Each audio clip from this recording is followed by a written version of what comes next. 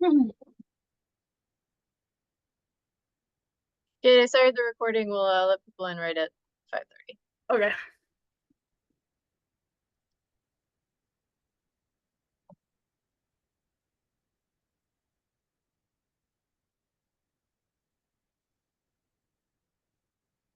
Oh, and I mentioned this to Maya and Diego, but my AFT laptop is like shutting down occasionally inexplicably today, so I'm also logged in on my personal laptop as an attendee. Okay. So I can keep monitoring questions and stuff if my AFT laptop shuts down unexpectedly. Okay. And since hey Maya, since Maya and Diego are both here under the AFT account, there will be host continuity basically. So I actually, Diego, I'm gonna make you the official host of the meeting.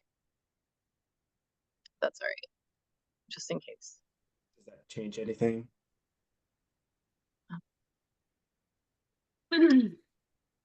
Where are you on this list?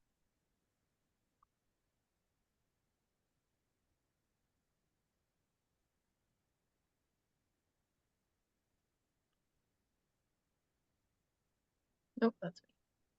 Oh, it's 5:30. People in, and then I might switch host. All right. Here we go.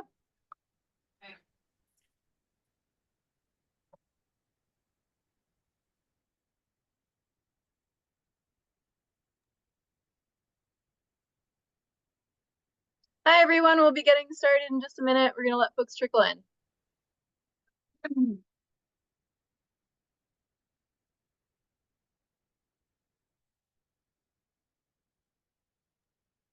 Kate, you can probably go ahead and share the opening slide. Okay. Yeah.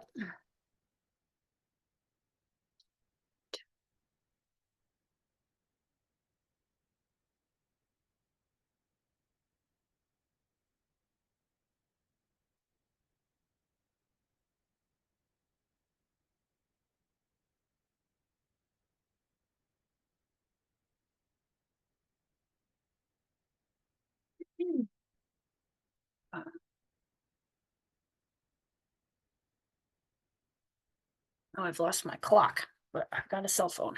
And my mute.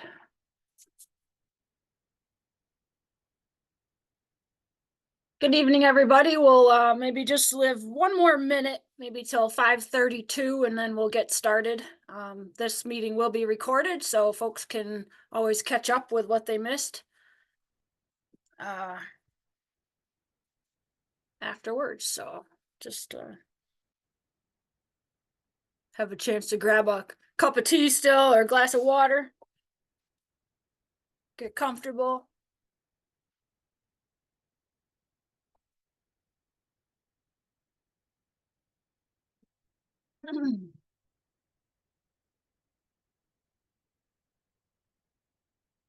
All right. Well, I have 5:32 on my phone here, so I think we'll get started. Welcome to the Soil Carbon Amendment. I may refer to it as SCA moving forward webinar. My name is Kate Parsons. I'm a resource conservationist out of the Amherst NRCS state office. I serve as the agronomist and grazing specialist and soil health things as well. So I'm glad to be partnering today and representing the NRCS Soil Health Subcommittee and American Farmland Trust that are putting on this webinar together. So I think we'll move right along here and just cover some Zoom best practices.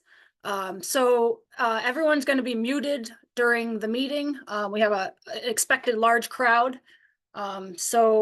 And we ask people to add questions to the chat. During the webinar, we're going to save questions for the end just because of the tight schedule here. We didn't want to hold you too long. So please type your questions in the chat. If we have time at the end, there may be opportunity to come off of mute and we'll to ask questions if we have time.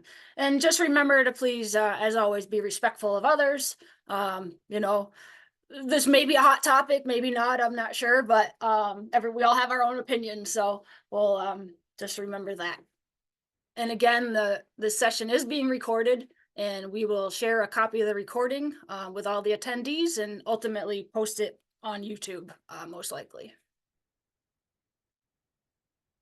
Just briefly, I mentioned that the NRCS subcommittee is hosting this. This is a branch of the larger NRCS State Technical Committee. And the purpose of that committee is to advise NRCS, advise our state conservationist on what are the priorities to the stakeholders in Massachusetts. And we like to break off into subgroups to get a little more input. So there is a subcommittee. You know, this is one of the things we decided to offer. So the overall goal is to increase adoption of soil health practices naturally, to both address natural resource concerns and improve farm viability and climate resiliency. So the subcommittee has an opportunity to recommend changes to payment rates if they seem like they're low. We'll be talking about payment rates tonight regarding soil carbon amendment, and also priorities. The good news is we have a high level of funding right now. So, you know, rankings maybe aren't quite as important as they can be. The subcommittee also serves as an opportunity to convene the subject matter experts to advise NRCS on kind of new research coming out on soil health practices, and just to share information and collaborate and improve outreach.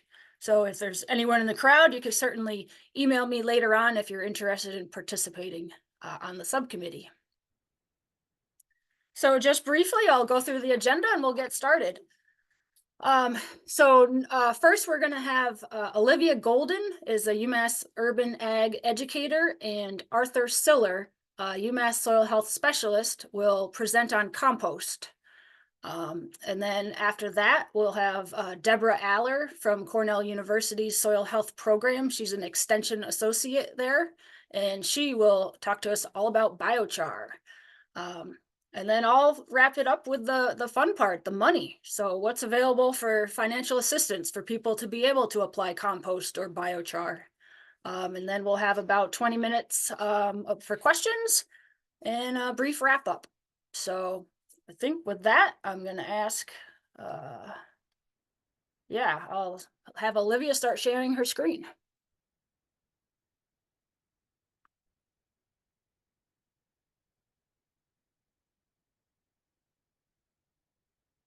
Thanks, Olivia, and enjoy.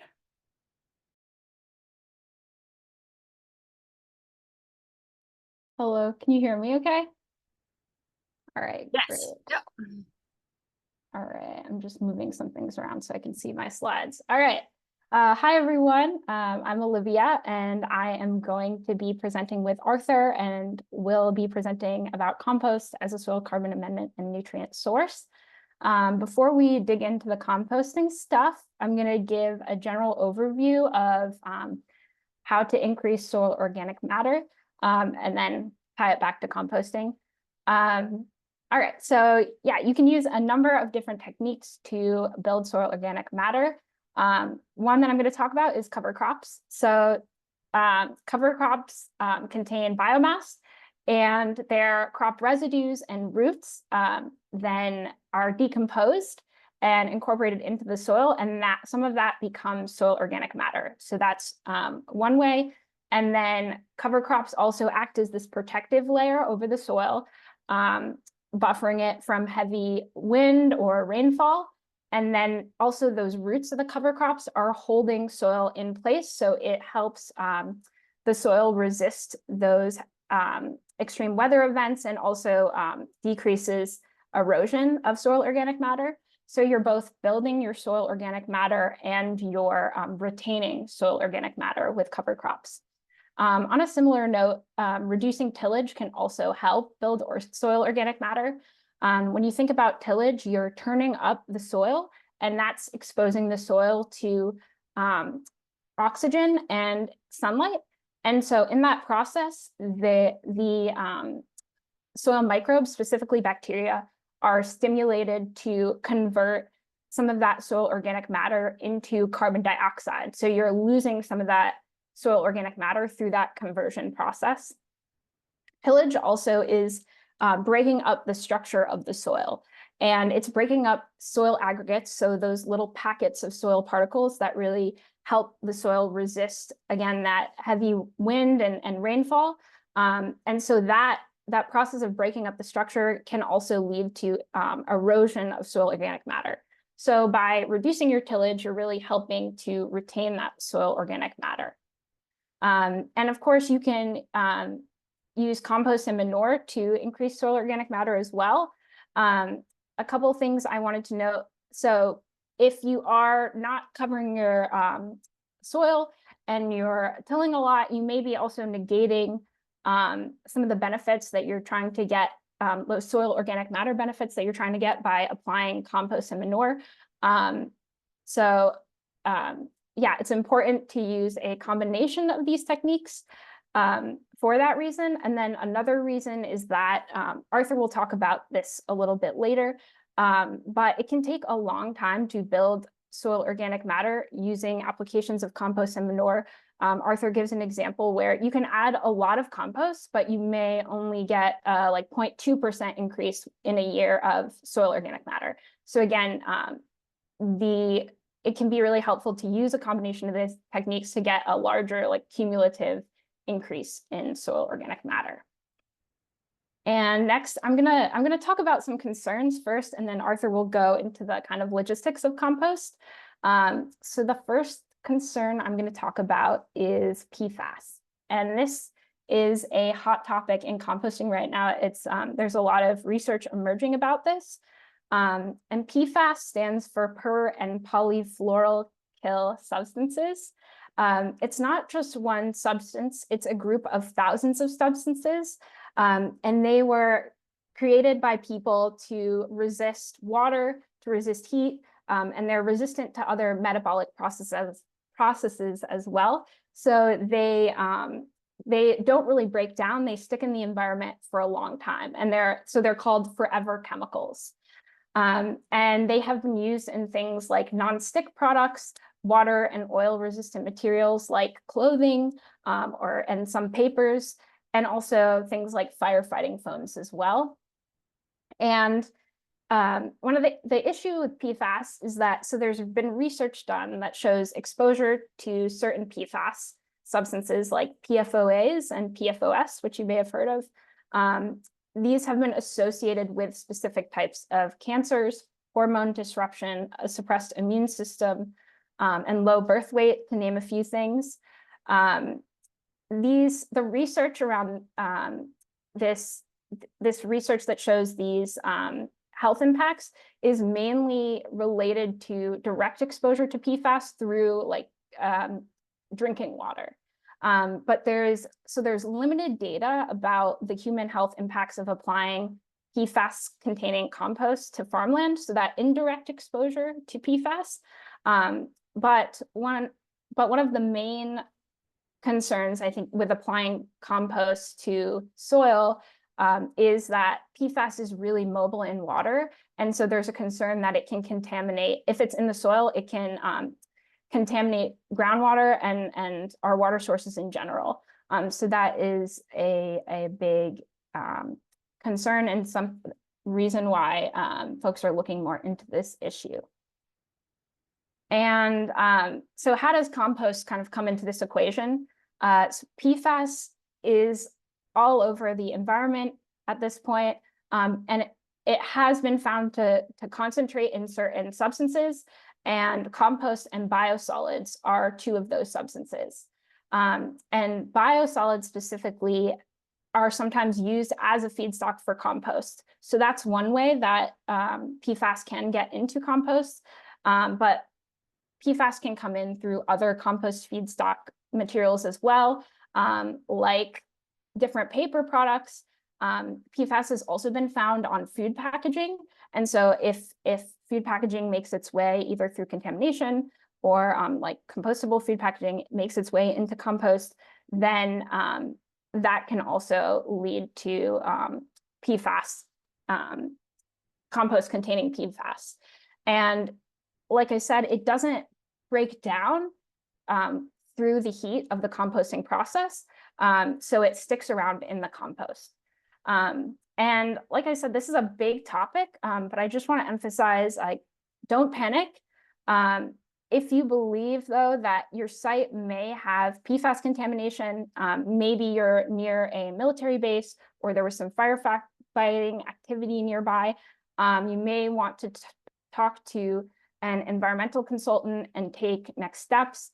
The EPA just came out with a process for testing for PFAS in solids, including soil and compost. And that process is pretty particular. So you want to make sure you get an accurate reading. So it's good to work with a consultant. And if you're just generally concerned about using compost because of this PFAS issue, you could also preferentially use compost on non-food crops as well. And then I just wanted to say that there's a lot that's still unknown about PFAS. Again, it's really an emerging area of research, but folks are really working on this issue and trying to get answers. So just stay tuned for more information because more will be coming about how to mitigate your PFAS risk. All right, so moving on to another hot issue in composting, jumping worms. And jumping worms are an invasive species of earthworm. They can be identified by their kind of like, you can see in this picture, their brownish kind of like grayish color. Something that is also used to identify jumping worms is this, their clitellum, this band around their bodies. It wraps around their entire body, and it's also lighter in color than the rest of their body. And that's different than many other earthworms. They have kind of a saddle-shaped clitellum, and their clitellum is also the same color often as the rest of their body. And that's more like if you're identifying mature worms. For immature worms or mature jumping worms, you can kind of look at their activity. They're very wiggly and active, and they kind of make this snake-like pattern or movement. And again, that's where they get their name. So that's another way to identify them. And, you know, they are concerned because they are very effective at breaking down organic matter. And they'll excrete the organic matter and their castings and basically their poop. And it doesn't stick together as well as the castings of other earthworms. And so that can lead to increased erosion, nutrient leaching, and they also dry out the soil. So it can really degrade soil quality. Also because they kind of operate in the top about like 4 inches of soil, so that they can really disrupt or stunt the growth of shallow rooted plants. And they also can negatively impact germination of your crops, especially when you're doing like direct seeding. So they can do a lot of damage. And in terms of managing them, prevention is really the key here. So you want to learn how to identify them, and then as much as you can, inspect incoming materials like soil and compost that's coming in from other sites. And I know you may not be able to inspect every inch of your incoming material, but it's just one way that you can help mitigate your risk of getting jumping worms. Another thing that you can do, especially with compost, is use compost that sustains temperatures above 104 degrees Fahrenheit for at least 3 days. These temperatures will kill the earthworm or the jumping worms and their cocoons. And you know, this doesn't guarantee that your compost isn't going to have jumping worms, because they can still be they can still come into the compost after that hot composting like phase has ended. But it's just another way that you can mitigate risk for jumping worms. And then if you can, making compost or mulches with materials on your farm can also be helpful, because you're not bringing materials that could be contaminated onto your site from other sites. And then also another note that I wanted to make is sanitizing equipment and materials as you're moving between sites can also help mitigate risk. In terms of management for jumping worms, it's a real challenge. A lot of it is really population control once you have them, and minimizing the spread.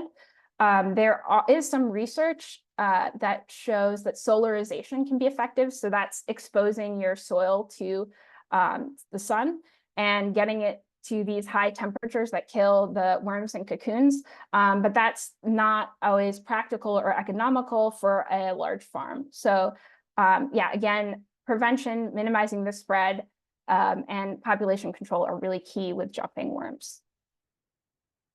And then the last thing I'm going to talk about is high phosphorus.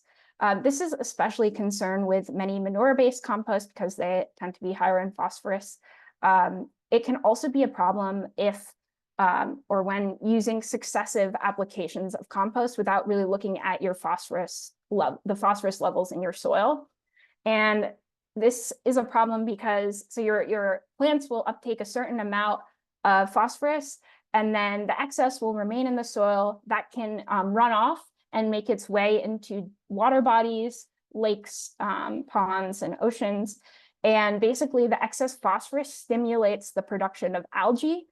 This is called eutrophication. And you can see the green in this picture here. That's algae, and it creates kind of like a dead zone in these water bodies. It can really disrupt aquatic ecosystems. So it's really important to regularly test your soils, look at the phosphorus levels. If you have a high phosphorus level, then maybe consider using a low or no phosphorus soil amendment. And I am going to pass it off to Arthur.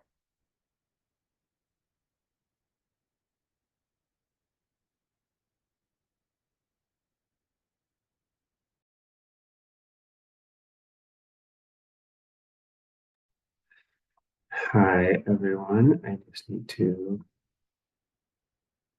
right up here. And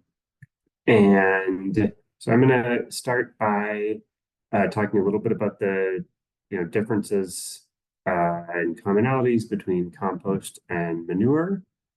And we'll start with compost. One of the things to think about here is that it's going to be a relatively stable organic amendment. And it's, compared to manure, going to be more like soil organic matter in composition.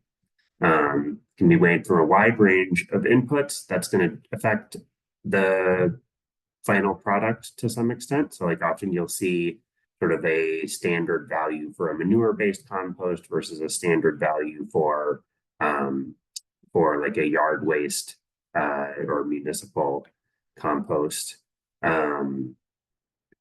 And the important thing to note about compost is that most of the nutrients are not plant available when it's applied.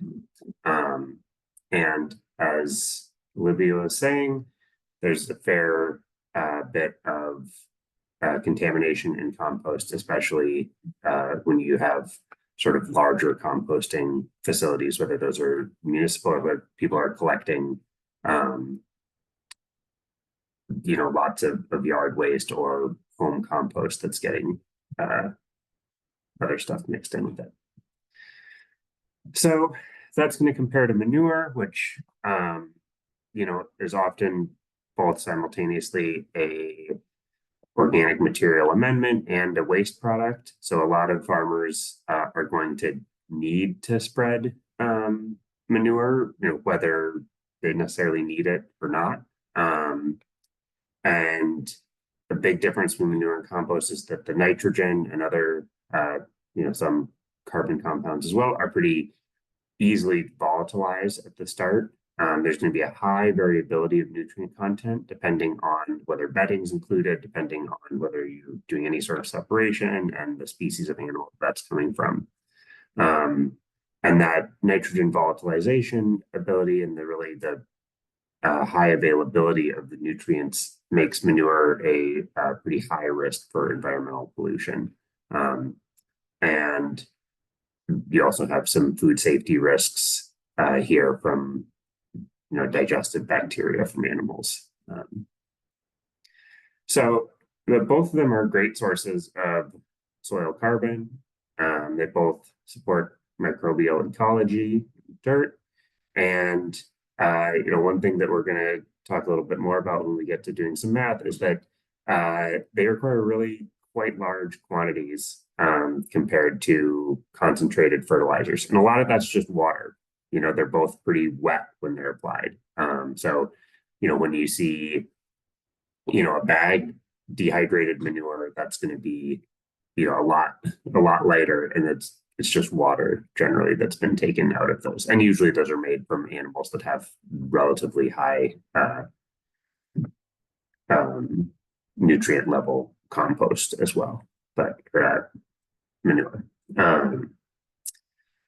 So like I said, the main difference is that compost is a stable organic matter addition, whereas manure is really pretty volatile. So it's going to be much easier to store compost. It's pretty, you know, like you don't want to leave it forever, but it's a fairly stable form. And something when we're dealing with compost is you really don't need to worry about like injecting or figuring out some way to incorporate right away in the way, you know, with manure. It's really important to somehow incorporate that manure, you know, as quickly as possible, both because of the, you know, pollution in the air from that, and you're just going to lose a lot of nutrients, and have to replace that with fertilizers. But that's not the case with compost. It's fine to let it sit on the ground for a while. But so when we think about like choosing an organic amendment, and you know, I'm mostly talking about compost here, but versus manure, or when we get to biochar, a lot of that's just going to come down to availability. Like they're all, you know, especially compost and manure are very heavy, and it's not going to be something that you're going to, you know, be able to, in the vast majority of cases, the quantities that you would need for a larger farm are such that you kind of are limited to what's available in the nearby. Now, with a smaller farm, it is possible to be a little bit more, you know, discerning. If you only need, you know, one dump truck load of compost, you can maybe be a little bit more picky. But and so when you think about manure, that's going to be something that is used for like immediate plant nutrients. It's going to be better for that. It's also going to help the soil organic matter content. But compost really needs to be thought of as something that's focused on long-term fertility. And with that, we're going to move to doing some math to show kind of like how, you know, how to think about what you're getting from compost. And I'm going to go through this pretty quick. I'm sure it's going to be a little bit tricky to follow, but hopefully I've put everything here to see the slides after the fact, and to be able to, you know, watch the recording or something, and obviously reach out if you're getting lost somewhere. So for this example, we're going to say, okay, we're going to try and meet our needs using compost. And we're going to use sort of typical compost nitrogen, phosphorus, potassium values of 1%, each of those. And studies have shown that, you know, 10% of that nitrogen is going to be available in the first year, 5% in the second and third years, and 2% for about a decade after that. Again, compost, you know, typically, if it's not, you know, soaking wet, but the normal moisture content is going to be about 800 pounds per cubic yard. And in this example, we're going to have 3% organic matter for our hypothetical situation, which will come up again later. So we're going to talk about sweet corn. We look at like vegetable management guides. We need 130 pounds of nitrogen, available nitrogen for sweet corn. And so we're going to define X as our annual compost application, or our annual compost nitrogen application, and of available nitrogen. And so, well, no, sorry, no. But so in this example, we're going to say, we're going to do this every year. We want to have 130 pounds of available nitrogen every year. But we're, you know, looking into the future. And so we're saying, okay, how much do we need to apply every year so that 10 years from now, we are getting all of our nitrogen from compost. So we do 10% or 0.1 times our application, 2 times 5% or 0.05 times our application for the second and third years, and then 7 years where we're getting 2% of that application. So that's, when the year that we're getting 130 pounds, this year we're getting 10% from that application. Last year and the year before that, we're getting 5% from each of those. And before then, when we add that all up, we see that if we're consistently putting on compost, we're getting about a third of that nitrogen is becoming available nitrogen over 10 years. So if we need 130 pounds of available nitrogen, that means we need to be putting on 380 pounds of total nitrogen every year to get that. And when we remember that the compost is 1% nitrogen, that means we need 38,000 pounds of compost each year per acre, which when we look at the density of the compost, we see that's 47.5 yards of compost a year for each acre, which is a fair amount. These are, and this is why, typically, well, for reasons that we'll get to as well later, you don't see people getting all of their fertility from compost applications, other than in the smaller operations where they're really intensive gardenings, like garden and farms that are able to do that. But remember, we said that our organic matter is 3%. Now we get 10 to 30 pounds of nitrogen per percent organic matter, but that's over 6 months. The corn's only in the ground for 3, but it's 3 pretty warm months. So we're going to go with the upper limit, the upper estimate there, and we'll say probably get 15 pounds of nitrogen per each percent organic matter. So 45 pounds of nitrogen from the organic matter. So we can take that out of our 130 pounds that we needed for the sweet corn and end up only needing 85 for our compost. We do our math again and we see, okay, now we need 32.5 yards of compost per year. But remember that this is all slow release. And so it's not really going to be timed with the needs of the corn plant. So in reality, regardless of how much you like the compost, you probably want to go a little bit lower on compost and add some sort of faster released fertilizer, like a pelletized chicken manure or like a urea or something for those times when the corn is really in high demand for nitrogen. Now we talked about organic matter a little bit too. And so we say the topsoil is going to weigh about 2 million pounds. We added 2,500 pounds of compost. About half of that's dry matter, and about 60% of that dry matter is organic matter in the compost.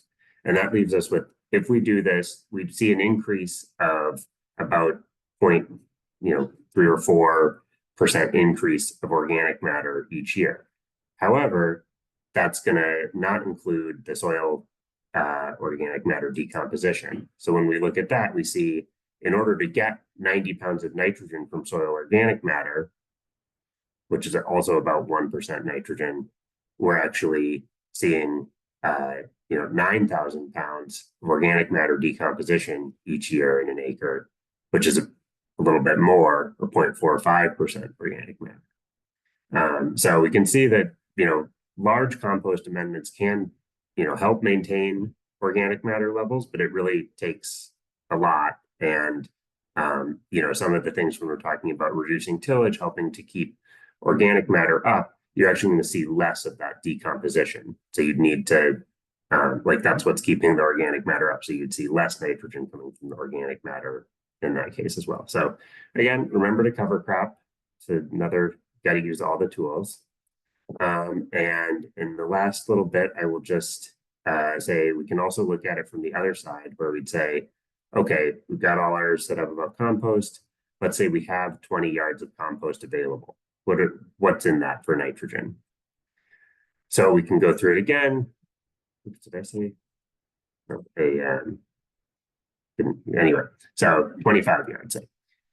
So that's 20,000 pounds of compost, 200 pounds of total nitrogen, of which 20 pounds is going to be available in the first year, and 10 pounds the second and third year, and then about 4 pounds of nitrogen after that. So you can, and if you put that all on 1 acre, that'd be per acre. But if you put it on a quarter acre, you know, then it's 80 pounds of nitrogen the first year per acre. And a little note will say the same style of calculations can be used for manure or for other amendments. Typically the manure will have a, you know, a higher nutrient content than compost on a dry matter basis. If it's like liquid manure, the actual, like, it's going to be less per volume because there's so much more water. And more of that nitrogen is going to be available over the first year. So you need to look at the kind of the typical availability of manure. And this is just here for people to look at when you watch the thing, but some sources. And we'll have time for questions at the end. Definitely reach out to either Olivia or myself if you want to talk more about this step, and then we'll get out of this screen. All right, thank you so much, Arthur and Olivia. Great information. Good to get a good overview on compost. So we'll move on to biochar. So we'll let Debbie share her screen here and take it away.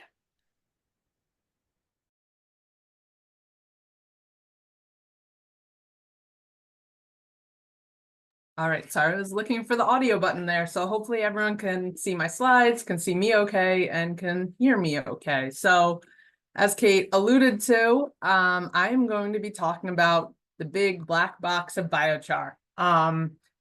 There are always a lot of questions about biochar. There's a lot of unknowns about it. There's a lot of misinformation. And because of my background and my role with Ag Extension now, I do a lot of education, training, and applied research around biochar. So it's been a topic of interest for me for quite a long time now, and I'm happy to share the little bit of knowledge I know about biochar with you all this evening, and feel free to follow up with me at the end of this webinar tonight if you do have any follow-up questions or would like to clarify things. So let's get started. Okay, so what is biochar? I think we need to start from the very beginning. Obviously, it's very different than compost and manure, which I'm going to be talking about, but it's a carbon-rich material made through pyrolysis. So it's converting organic waste materials to a high-value product. And we're thinking about sustainably sourced organic materials that would otherwise enter the waste stream. These might be dead and dying trees, these might be corn stover residues, but the idea is we're not taking away from what would provide other soil health benefits to a farm, to a landscape. Well, what is pyrolysis? So it's a thermochemical decomposition of biomass at high temperatures in no to very low oxygen conditions. And I say that because this depends on the scale of your production. If you're producing biochar on farm or at an integrated bioenergy facility, the opportunities to mitigate and eliminate oxygen do vary. So we have our starting material, our feedstock. In this case, I'm just showing corn stover bales from the Midwest as an example. We subject it to pyrolysis, and we get 3 co-products. We get gases, which can go to syngas, or let's say electricity production at large-scale facilities. We have the liquid material, which can go to bioasphalt and other bio-based products. And then we have our other product that we're talking about today, the solid biochar material, which is often used as a soil amendment, but it has many other applications, which I will mention. So, like I said, it's kind of like a charcoal material. It's slightly different than charcoal. It's different than activated carbon. It's about 60 to 80% carbon, so it's incredibly rich material, and that carbon does vary depending on the feedstock, depending on the production conditions.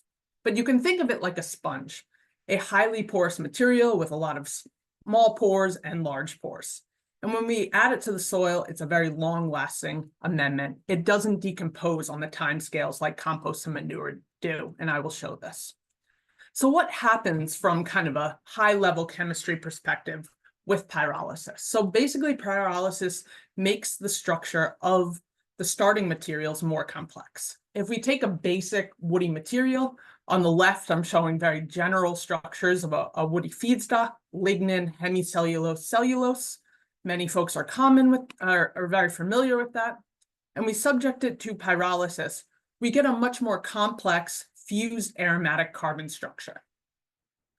And during the pyrolysis process, the biochar yield decreases, the fixed carbon content increases, surface area of the material increases, and the ash content decreases.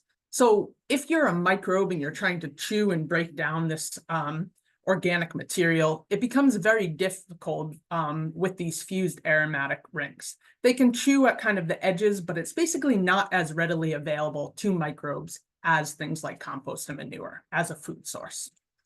And so from a research perspective, there's been a ton of research over the last decade. I'm sure everyone here today has heard of biochar, maybe used it, has a lot of questions about it. And I've really shifted over the years from pure research side of things to really thinking about the practical applications. What are the questions coming from farmers? The how, what, where, when, why? How do we get this out on the landscape? And really understanding what are the needs, what is the information farmers need to know to be able to actually use this material? So we have a lot of scientific understanding. We know a lot more than we did 10 years ago, but we still have very limited adoption of biochar technology as a whole. And part of this, and a lot of it, is due to the complexity and variability of biochar products. Biochars are not all created equal. We don't know what's, necessarily previously what's going to happen when we apply a woody-based biochar versus a manure-based biochar versus a rice husk biochar, just as an example. So there's really been this need, an ongoing need for practical information. So hopefully what I'm going to share with you in the next 30 minutes or so will help clarify some of these questions that you might be thinking about as a producer or as a technical service provider. So right from the get-go, a lot of what I'm going to be sharing is available to you already. I have another role outside with Cornell. Beyond Cornell, I'm involved with the US Biochar Initiative, and we've done an incredible job of creating these fact sheets, which are hopefully much more digestible for farmers and other folks really interested in trying to actually use biochar and try and answer some of these high-level questions. So some of these practical insights for producers, whether you're growing annual crops like vegetables, which I think many of the farmers here tonight are, but also perennial crops as well, like nurseries and orchards and vineyards and things like that. So you can scan the QR code, get directly linked to this fact sheet and learn more right away, but I'm going to be sharing some. And I'm going to say the same thing for lab reports. We recently had put out interpreting a biochar lab report, very much like folks get a soil test report and you have no idea what to do with it, and you need to work with your NRCS staff, your extension staff, your soil and water staff to figure out, okay, other than NPK and lime, what do I need to apply? How do I understand these numbers? What a test method mean things like that. So I'm not gonna spend time on this today for the sake of time, because I think a lot of the information is already available and explained pretty clearly within this new fact sheet there. And again, you can scan the QR right from your living room tonight and understand what are the important characteristics when we're thinking about it as a soil amendment, and how does this fit in actually to the NRCS conservation practice standard 336, which I'm going to tie into later, and then I know Kate's going to expand on a lot further after me. I do want to point out that the lab directory list for labs that do analyze biochar has been updated and is available on the website. There are only 6 laboratories across the US that do the appropriate analytical methods for biochar. It does differ than compost, it does differ than soil, so just something to be aware of. The final one I want to make sure I provide a link to is if you are integrating biochar with compost. Tagging off what Arthur and Olivia mentioned before, but there are really opportunities to blend biochar with compost, and I'm going to talk about this in a lot more detail shortly, but just snag the QR code if you are interested in learning how biochar can be incorporated with compost there, just as a reference material. And finally, just frequently asked questions that myself and colleagues have received over the years we put together. I feel like this is maybe a 10-page document answering many of the common questions when it comes to biochar and applications to soil. So how does biochar interact with soil? How much do I apply? Where do I apply it? So a lot of what I'm going to talk about tonight. So just another reference for everyone there. And so getting into the presentation itself, I think many folks have become aware and interested in biochar, and the industry is growing because of its numerous potential benefits. And I'm not going to spend much time on this, but the main point I want to make is that biochar is not used in place of other amendments, in place of fertilizer, in place of other soil health practices, but it's really used in combination with them. It's not a silver bullet, as many people had touted years and years ago, which really led to a decline in the industry. But now, with being able to provide some recommendations and more practical recommendations, particularly for ag producers, the industry is changing and it's growing again. So recognizing that biochar is not just another tool for farmers, it's available to you, but it might not work in all situations. And I will get into why that's the case. So tying into what Arthur and Olivia had said about organic matter and carbon, that we can generally sum up the three main types of organic matter or soil organic matter. And each really plays a unique and important role in a healthy soil system. We have our living pool, right? And this is our cover crops, our bacteria, our fungi, the actively living materials. And then what we call the dead pool. And these are things like compost and manure. They're more labile. They have more nutrients than something like biochar, which falls into this very dead pool or this stable soil organic matter pool. It's real recalcitrant once applied to the soil or in other applications as well, which I didn't mention, but it has stability on hundreds of thousands of year time scale.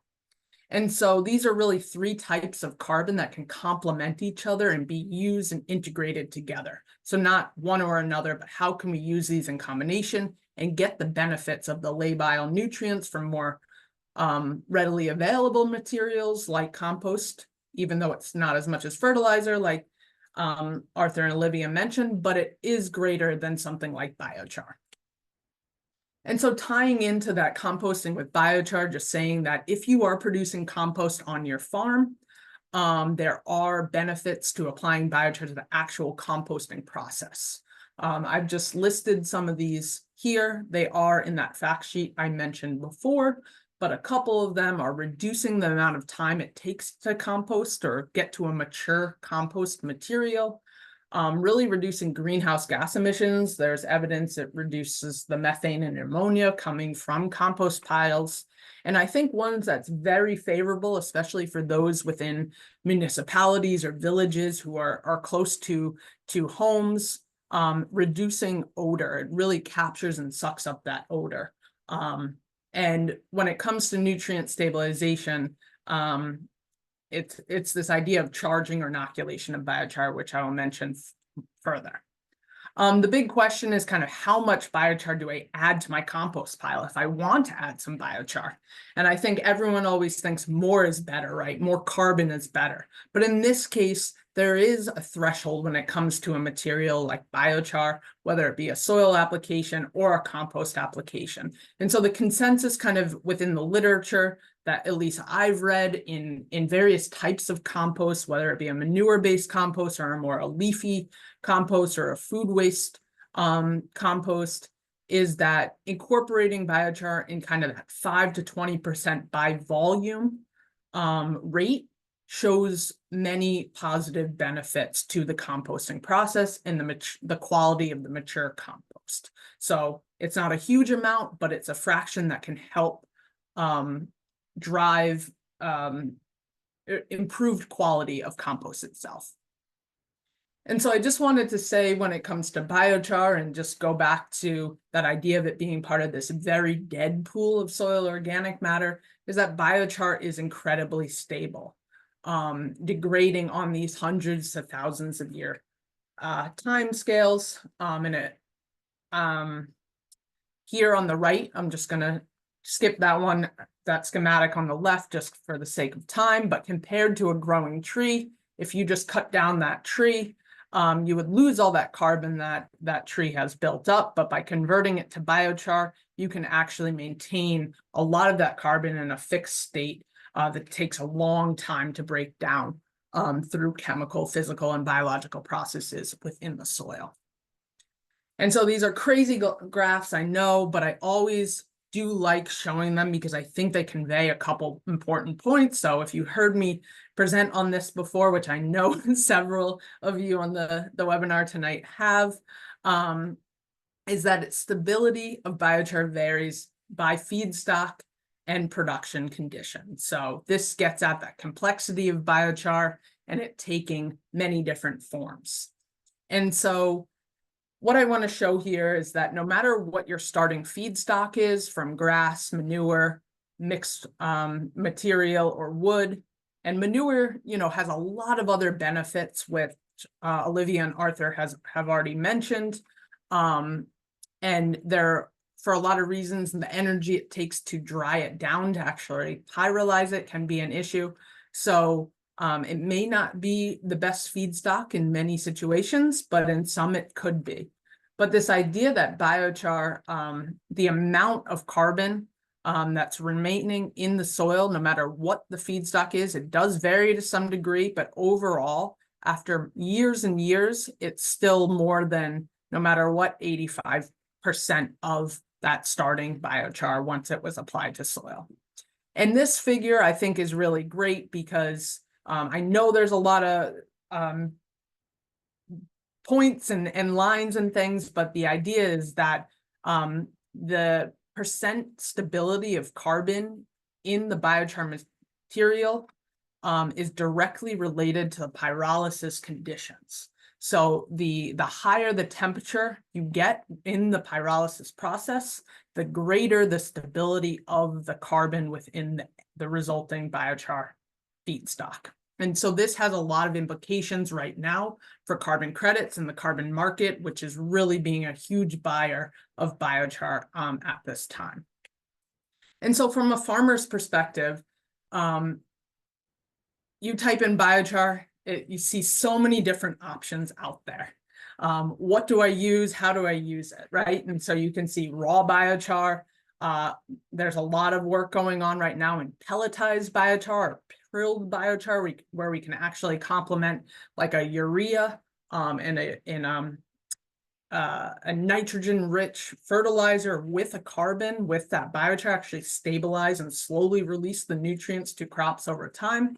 Granular biochars, we have these blended biochars, and we have liquid biochars, which are really suspended with other materials, and you can put them through fertigation lines, or they can be incorporated in liquid dairy manure, for example. There's lots of different options for biochar at different scales, or lots of options for farmers who are producing different products at different scales of production. But I'm going to be talking about this idea of the right source, right place, right time, and right location. Right time's not there, but it will be in another slide. And so there's all this diversity of biochar, and what's been difficult for farmers is the fact that it leads to many different impacts. These are soil, crop, biochar, environment, management dependent. So there's all these different interacting factors that then have some outcome, right? And I think farmers are very used to this variability. And so there's been a lot of interest in thinking about designer biochars and creating biochars for specific end uses, for specific applications. I think the technology of like a pelletized biochar is really great because it can be fed through standard farm equipment. And so there's lots of lots of things happening behind the scenes right now in terms of trying to get the right biochar for the right application. And that gets to this idea of biochars can be modified. So a biochar on the left here versus one that had been activated actually by acid washing. And this is just an SEM image. This biochar is a broiler litter biochar. It's from a colleague working in the south of the country. But basically their idea through activating biochar was to increase the porosity and the surface area of the biochar to be able to capture excess nutrients coming from manure and bedding in poultry applications. So these are just basically I'm saying this to make you aware of the fact that there are very sophisticated biochars out there. If you are interested in purchasing biochar from a supplier, asking them about pre or post processing opportunities for specific applications can really benefit you as an end user. And so from the big picture, agronomic side of things, agricultural side of things, why is there so much interest from in the agricultural sector around biochar? And it's because over thousands and thousands of studies, which were summarized in the systematic review of 26 different meta-analysis in the literature, that showed there's on average over a 10% benefit in crop yields, plant productivity, water use efficiency, nutrient use efficiency, the availability of phosphorus, building soil organic carbon.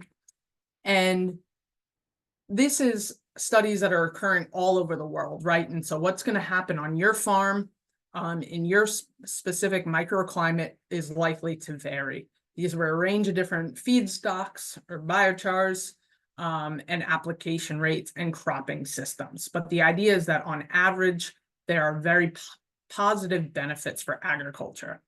The other thing I will say is that the benefits that come from biochar for crop yields have largely been in tropical environments, and we haven't seen as large of a benefit in temperate environments. That is an important distinction. But there are lots of benefits, obviously, from the soil organic carbon front for carbon sequestration and other soil health benefits. Whoops. This is just showing that some of the benefits to crop yields globally from a number of different meta-analysis, and overall it's very positive. And so this figure here, I just want to have it as reference, and everyone will have access to my slides after tonight, is that some of the overall positives that biochar provides from a soil health standpoint, and being another tool available to farmers to actually use. If you have issues, if you have sandier soils and looking to improve water holding capacity, biochar might be an option. So this is just summarizing a lot of those benefits that biochar can have for the soil system. But from when we're thinking about biochar and any organic amendment, even fertilizer, right? It's thinking about, and I'm using the term of the NRCS here, right? And I'm just sticking with it, is that what is the resource concern you are trying to solve? So what is the problem you have on your farm? We're not just applying biochar to apply it, just like we're not applying compost or manure or fertilizer to apply it, or lime, right? These all have a cost, whether it be in purchasing or time or gas or whatever it is to apply it. And so recognizing that biochar is not a one size fits all, and we need to be thinking about utilizing biochar in strategic applications to figure out what is the issue I have, what am I looking to improve when I'm using biochar? And some of these are nutrient use efficiency, water retention, issues everyone I think is familiar with working in agriculture.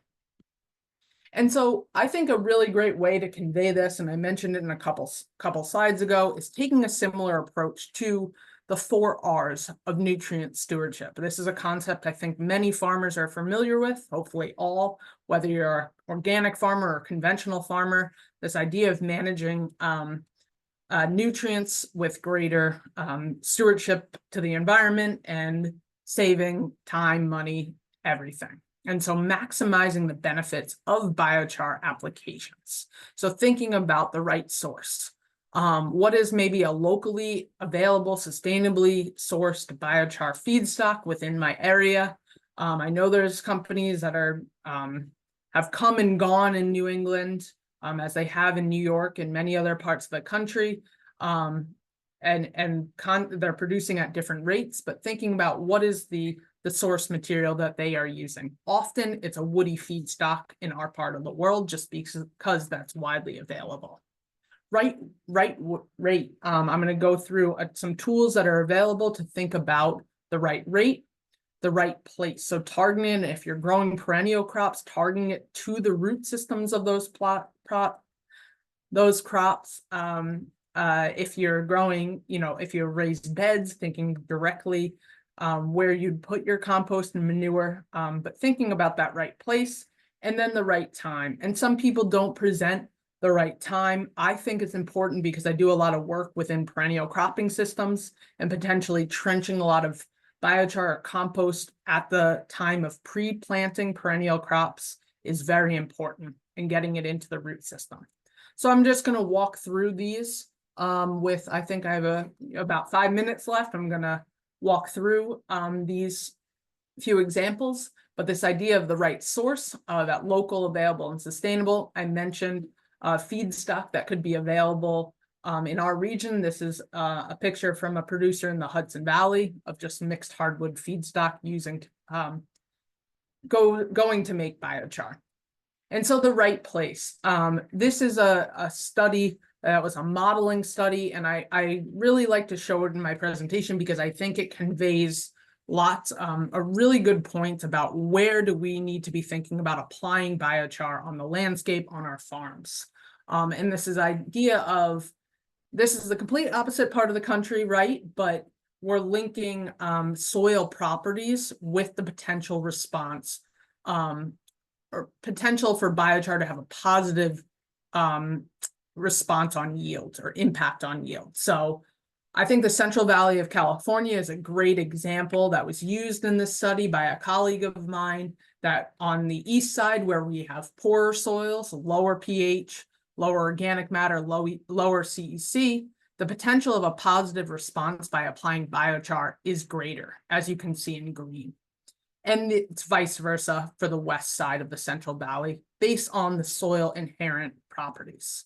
And so this summarizes what I just said, that idea of lower quality soils, the likelihood of having a positive yield response because of biochar is greater, where you already have highly productive or, soils that are adequate pH, have a good amount of organic matter and adequate CEC, the potential for a positive impact because of biochar is not going to be as visible.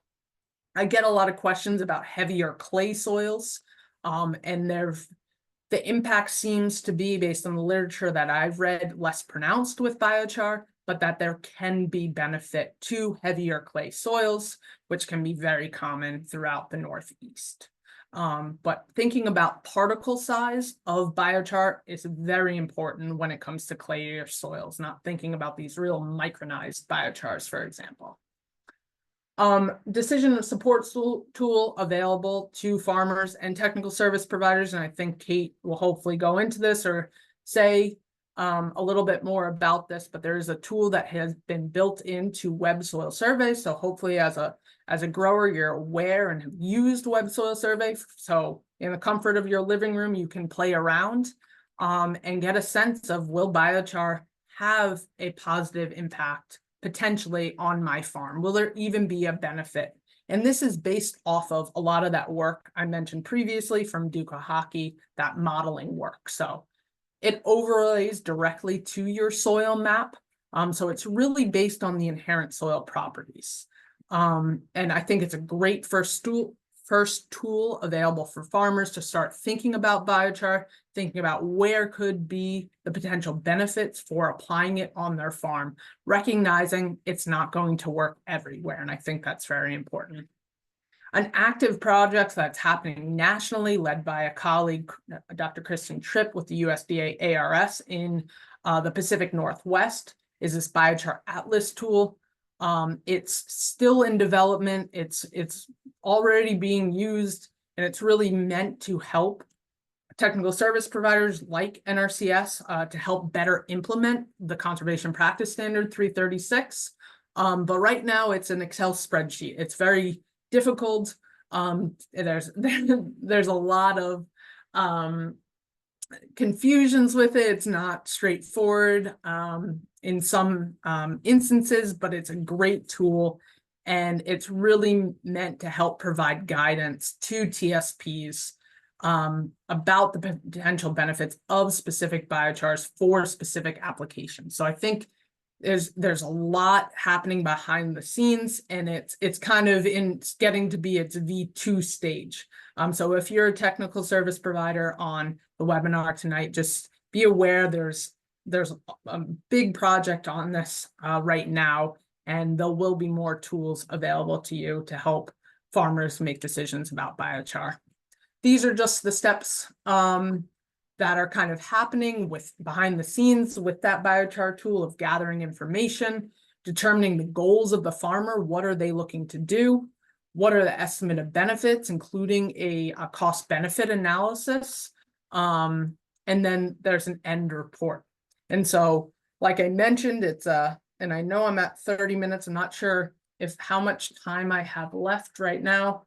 But I have a few more slides. So as I said, it's this Excel spreadsheet, and it's really meant to help guide liming, NPK, so fertilizer applications, through a one-time application of biochar. And so it's meant to meet the criteria of CPS 336 for planners working with farmers, of all the input parameters they need, which you can get from a biochar test report. And it will output if a grower has a desired percentage of a soil organic carbon increase that they're looking for, how much biochar they need to apply to achieve that desired soil organic carbon. Similarly, for liming, if it's really small, and fertilizer applications, how much of that nutrient or the calcium carbonate equivalent they would get from applying X amount of biochar material. And that would be provided here either on pounds or pounds per acre area, depending on the input parameters to the spreadsheet one puts in. And so, yes. You actually have 15 minutes or so. Oh, I do? Yeah. I don't know if you want to elaborate on the liming potential. I often hear about, we got to be careful about high rates because it might drive the pH up too high, but your spreadsheet there is kind of a good example that it actually is not increasing the pH too much. Maybe you could just speak to the liming. Yeah. And I think thank you for letting me know how much time I had, because I do have about 10 slides left, I actually realize. And so I think we were exchanging some emails about this actually. And there's kind of this misperception that, biochar can have an impact on the pH, but it's really important to consider the liming equivalent or the calcium carbonate equivalent of the material itself. And I'm looking for where I was saying this. Yeah. So biochars typically, and this is not in all cases, but in most cases, biochars tend to have a high pH. But the pH of the biochar does not directly relate to its ability to actually increase pH. So I've said this, and I know other people said this, that biochar can act like an agricultural lime. It can be used in place of an agricultural lime in many cases, but it has to do with the liming equivalents or the calcium carbonate equivalents of the biochar. So if you look at a biochar test report, it's important to look at that liming equivalent factor on that test report and not just the pH itself of the biochar. So you can have a high pH biochar and its calcium carbonate equivalents can be lower, where it really wouldn't drive up or neutralize the pH. Hopefully that explains that a little bit more. And I'm thinking about an example here, thinking about a high ash biochar. I have one here actually. Like a high ash biochar is one that might come from a manure, for example. And those typically have a higher liming equivalent than like a wood-based biochar.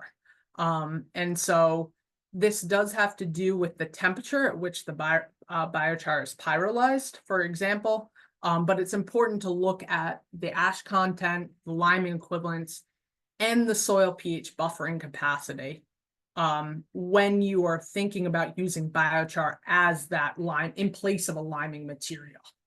Hopefully that helps explain things a little bit more, Kate, about that. And it is kind of mentioned, or it is explained, I think, quite well in that lab analysis fact sheet.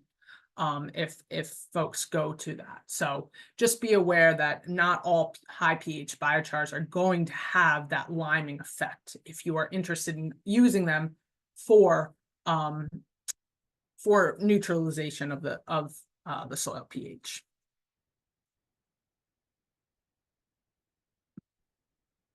Okay, so zooming out and thinking again about what soils, and you can think about this on your own farm, and I encourage you to do so, is thinking about what are more degraded or sandier soils. So we know from across these thousands of studies, no matter kind of where you are in the world, that sandier soils and more degraded soils benefit more from biochar applications than more like healthier soils. And I think it's similar when we see kind of compost or manure applications too. But this is an example, and this is some work out of Rice University, looking at the impact of biochar applications, estimation. So again, it's modeling work, impact on water holding capacity through biochar application. So I think everyone knows you add there's direct relationship basically between adding or increasing soil organic matter and improving water retention or water holding capacity in the soil. So there's been evidence, studies have shown that biochar can improve plant available water in the soil, but essentially showing that the estimates at which biochar can improve water holding capacity is greater, obviously, in certain parts of the country than others. The potential actually is reasonably high within the New England area. So going back now to another R is this idea of right rate, and getting back to this idea that more is not always better. We don't want to be applying 20 tons per acre, 30 cubic yards, whatever. We need to be thinking about once again, what is the resource concern I'm having? Why am I applying biochar? There is evidence, and I've seen this in many papers, that there is a threshold at which biochar can have detrimental effects on yield, but these are excessive application rates, and these are not economically viable application rates. But I do want to make people aware that it's like, don't just go out and apply tons and tons and tons of biochar everywhere. I think you need to be thinking strategically, what would be a beneficial application rate for me within my given situation. So these are general application rates that, based on the literature, based on conversations with other experts in the field, we've kind of come up with as starting application rates for many folks. There are a lot of people that just say, oh, I dumped 1 5-gallon bucket in my compost pile, and I just got started that way. If you're a small scale producer, for example, if you have nursery crops or anything like that, or tree plantings, thinking about, once again, this 5 to 20% volume by volume addition. I think one thing that comes up over and over again is this idea of applying biochar on a volume or weight basis. So I put this note here to show everyone that applying biochar using application rates based on volume, so something like cubic yards, and I believe, at least for the New England states, the conservation practice standard is written based on cubic yards. So that volume application is actually more precise than using weight measured like tons. I'm used to using like tons per acre application rates, but then you need to, it's basically because you need to be accounting for the wet weight or the moisture content within the biochar. So after biochar is produced, it's quenched with water until there's water typically in it. And so you need to be accounting for that when you're applying. And then timing, so application frequency. Single applications of biochar at higher rates can be very beneficial.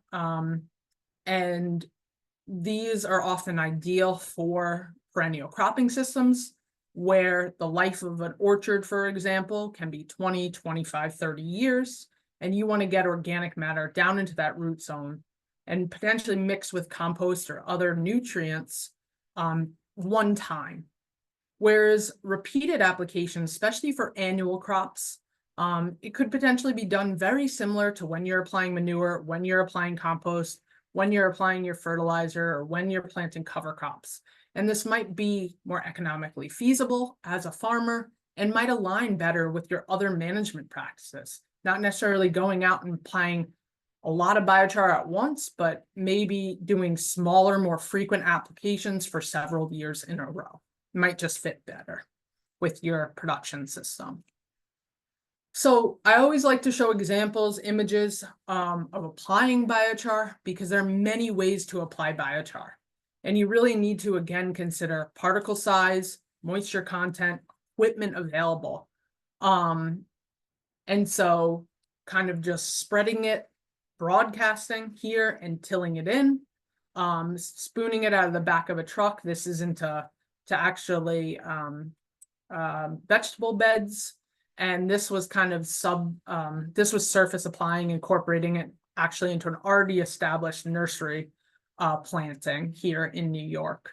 And so it can be applied in many different ways. I think what's very important as a farmer to know, it's a very light material. And so incorporating it to some extent. And if I'm actually going to go to the next one because I often get questions of, well, I'm a no-till farmer. I really don't want to mix the soil. How can I use biochar? So there are many other ways, right? Some spreaders, injection drills. This is an example actually just showing biochar mixed with a dry fertilizer in a no-till drill from a grower out in the Pacific Northwest.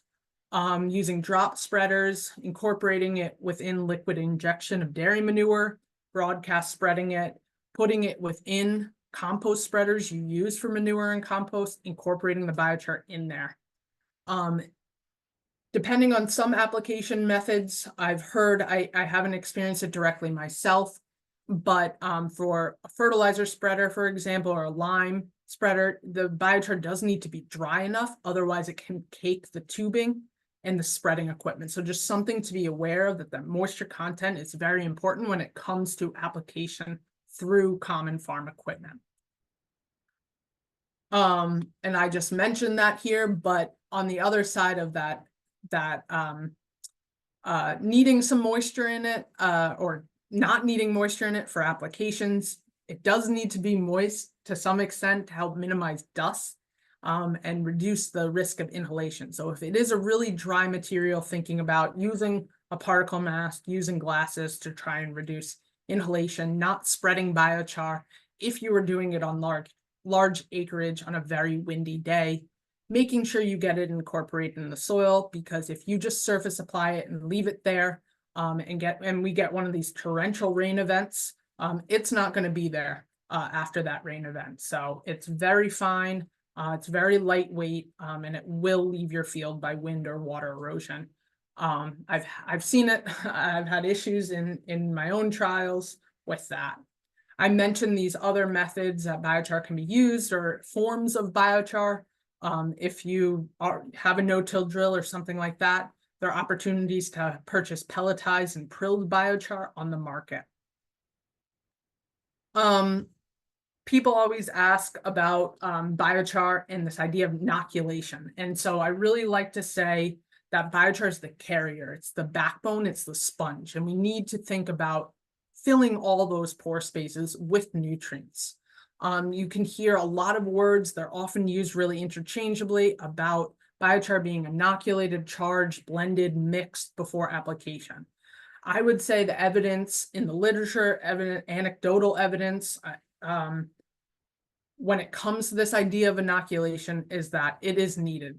We're not thinking about applying raw biochar, although I will tell you something different in the next slide, but this idea of applying raw biochar, it needs to be done in combination with your compost or manure or fertilizer. It could potentially reduce the amount of fertilizer needed.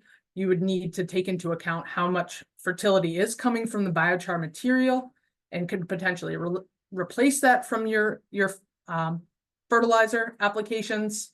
But it is really important, I think, to blend it with other sources of fertility, because there has been a lot of evidence that if you apply raw biochar, there can be nutrient immobilization or kind of sucking up the nutrients from the soil solution, that sponge effect, and it can lead to some yield drag and potential loss if it is severe.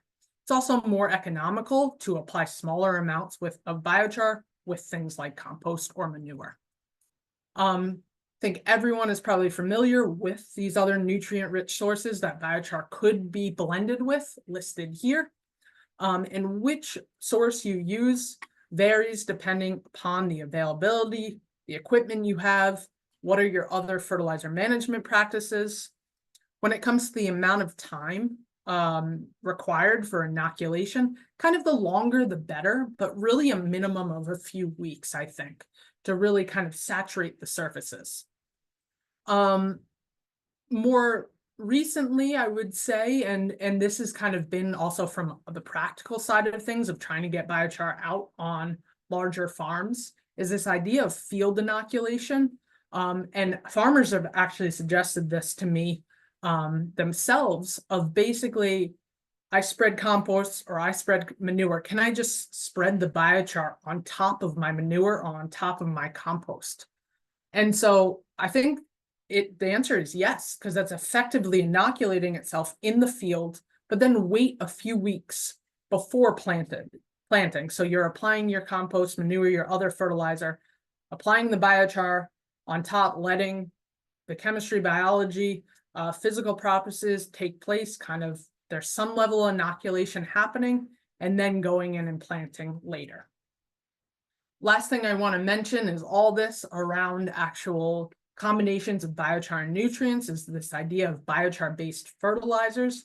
There's a lot of effort in the industry right now to produce biochars that have the nutrients already built into them, those pelletized ones. So my last few slides, and now I'm probably going over time, Kate, I apologize, but I do want to touch on cost and availability, because this is always an issue, and the reason for, or one of the reasons I think, which is great with the CPS 336, is that availability of biochar has definitely increased. I know it's still limited in the Northeast.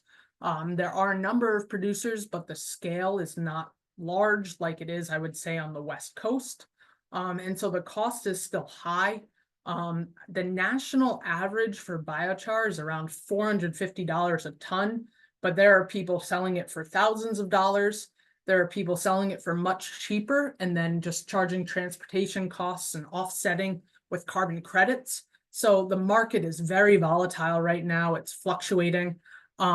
But kind of as more biochar comes out, obviously economies of scale, costs will decrease. So just be aware that a bulk of the costs around biochar is transportation. So sourcing locally, obviously from a climate perspective, that's very important too. So just wanted to put that out there around cost and availability. I know Kate's going to expand on this, but I did want to mention it, obviously from the biochar perspective, and wanted to mention that it can be used in combination with a lot of existing NRCS practices. But I know Kate's going to talk about this, so I'm not going to say more there. And that there are various biochar scenarios with 336. This is from a colleague I think folks are very familiar with, at least on the NRCS side of things. But some of the payment rates around different application rates of biochar or percent usage of biochar, if it's a combination. And I think it's great that across the Northeast, all the states have adopted this, or NRCS has adopted this. The last thing I do want to mention is some exciting work that I'm leading with American Farmland Trust on the New York side of things. Is large-scale on-farm research trials, and there's some happening in Massachusetts and Maine as well, of doing 10-acre or larger trials on 8 farms over the next 5 years to look at some of these practical questions around biochar. How do we get it out on the landscape? What works, what doesn't, and some of the economics behind it. And so there will be field days probably across all the states moving forward in this area. So I think this is a really exciting project, and we're going to get a lot of great information to share from it. So the take homes here, what biochar is, right? It can provide a host of benefits for annual and perennial crops. Thinking about biochar application strategically, where could it benefit from carbon, from greater microbial activity, from improved water retention, nutrient retention? What is the resource concern? Not thinking about necessarily broad scale applications to your entire farm. This idea of inoculating or charging the biochar before application is important. How can I incorporate biochar into my existing management practices on my farm? Cost is decreasing, even though it might still be limited in our area of the world or country. And then decision support tools, and those are constantly improving as we learn more, as we better understand the needs of farmers, technical service providers. The industry and experts are trying to make more tools available to help farmers make more informed decisions. So with that, there's my email. If you do have any follow-up questions after the time, but I know we'll answer questions at the end. So I apologize for going over a few minutes, Kate, but thanks very much, everyone, for listening. Thank you. I'm glad I told you that you had more time. So you have very important and good slides and info. So thank you. While I'm sharing my screen, I just wanted to acknowledge Carol Roselle. She's my co-host tonight and organizer of the workshop. She's got her video sharing there with American Farmland Trust. So we kind of tag team this together, and we got Diego. I'm sorry, I can't say your last name that well. Also, and also I wanted to acknowledge Elizabeth Marks. She's with the Soil Health Division. Let's see, I got to share this here while I stop talking. With the NRCS Soil Health Division helping out in the chat, and been a good resource for me with biochar and soil health in general. So now I just need to get organized. Oh, so you can see my slide, right? Okay. All right, I might hide our faces. Okay. So Olivia did an awesome job covering the soil health basics, because again, it's not a silver bullet. We want to think about the whole system as well. So just this is a demo that Elizabeth and I did at a local farm in Western Mass. The one on the right had biochar and compost, no-till for many years. Yeah, cover crops, mulching.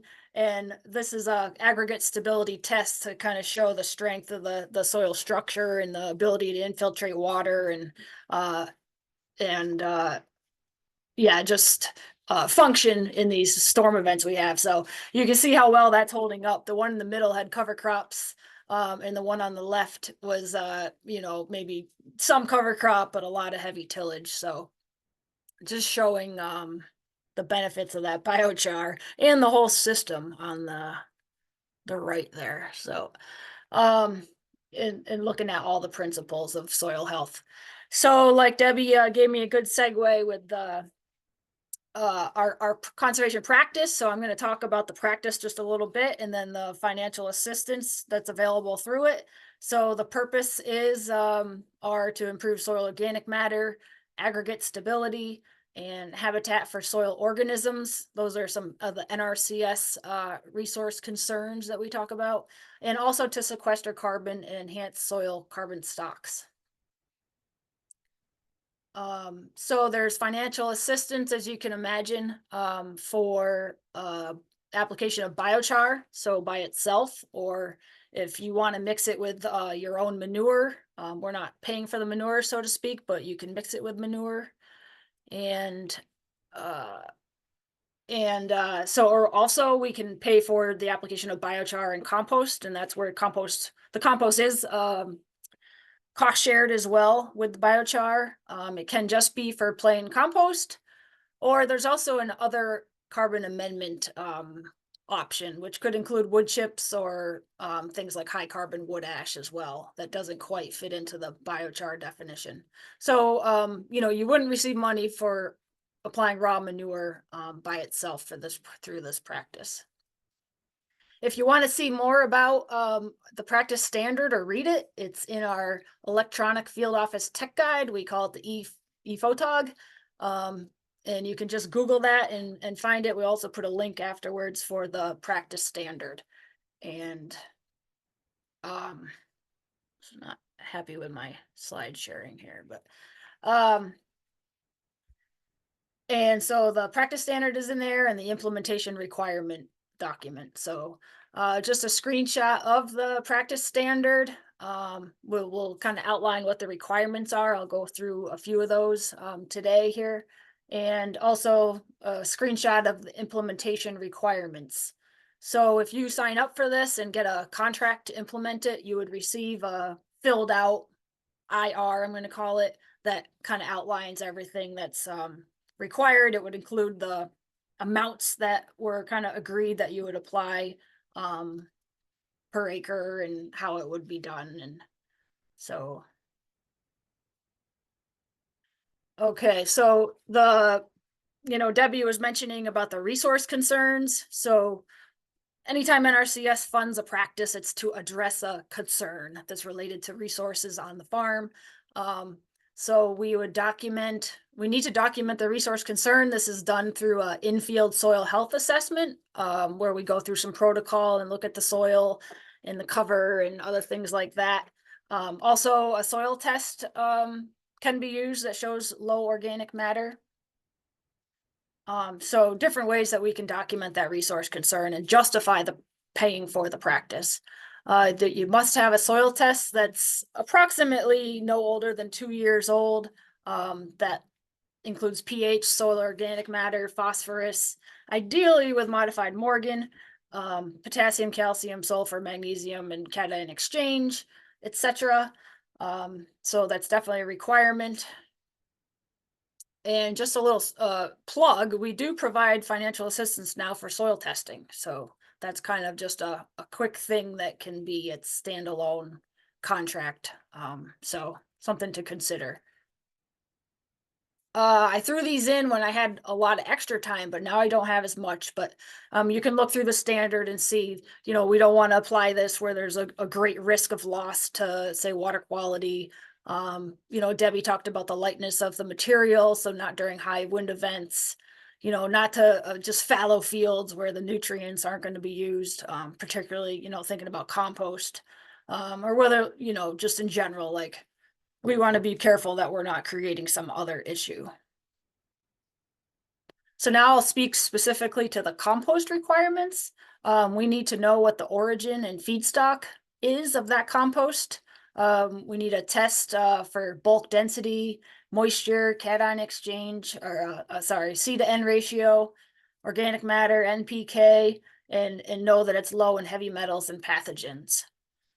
NRCS and many state agencies and such use a phosphorus index to assess for phosphorus loss from fields. So for the compost aspect of this practice, we need to run the phosphorus index, and it must not be high or very high to be able to apply compost. And what we settled on in Massachusetts is that the applications would be according to the phosphorus index. So this generally results in fairly low rates, which I feel like is a reason to consider biochar or a compost biochar mix and get some of your carbon benefits out of the biochar and not just compost. Just for a reference point, soil test phosphorus of greater than 20 parts per million on the modified Morgan is generally going to result in a phosphorus-based application. So those would be some of your lower rates of compost. And obviously the reason, like Olivia had showed, we're trying to prevent phosphorus loss into soils, into the water resources. So we don't want to be paying to put really high compost rates on. So just a quick example here for say your crop is tomatoes. So for each year, we'll be looking at what's the planned crop.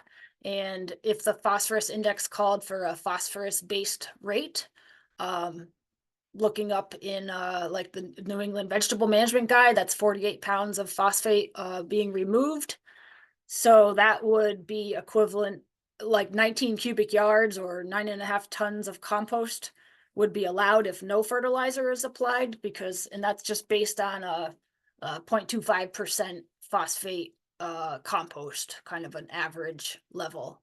So that would be equivalent to just 0.14 inches of compost. And I know some on real small scale systems, people are putting an inch or 2 inches. So, if you're thinking about getting paid to do compost application through this practice, just recognize it's not going to be at those levels. At least where we have a phosphorus loss risk or high soil test phosphorus already. Just one thing, if the soil test phosphorus is low and it still calls for P-based, I do allow applying compost up to the phosphorus recommendation level, which could be more than the removal, just because there's some allowance for building there. So, we're looking at 19 yards or about 10 tons of compost for this example. Now onto the biochar requirements. We need to know the origin and feedstock again and the production method. It needs to be produced through pyrolysis and really be biochar. It needs to be tested by a lab using the International Biochar Initiative, the IBI that Debbie had mentioned, their requirements. And so there's a list of the required analyses spelled out in the practice standard that you can see, but they're listed here as well.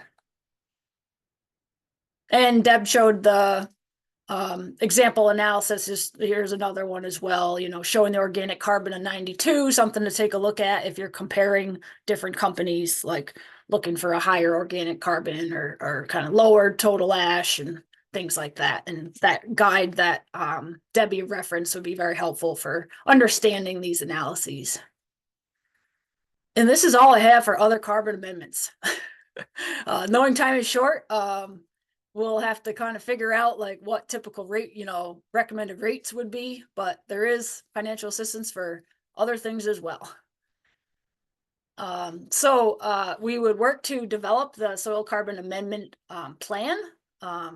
So the plan would include like what fields you're interested in, what type of amendment, whether it's biochar, compost, or both, mix, or if you're going to put biochar with manure. We talk about the timing and the appropriate rate based on, like I said, the phosphorus index results or just general recommendations on the biochar rates. Naturally, we'd want to have a conversation about the other soil health practices that you might consider on your farm, because knowing it's a whole system, takes a system to improve soil health, not just a single practice. So, and then financial assistance is available for this practice for just between 1 and 5 years, so up to 5 years. The payment is made annually after the implementation is done according to the plan and the requirements. So if you sign up and you put on way more compost than was planned for, it's likely that you won't get paid. So it needs to be done according to the plan and the requirements. Just showing briefly the payment rates. Debbie had kind of showed them too. And you'll get these slides so you can take a look at it then.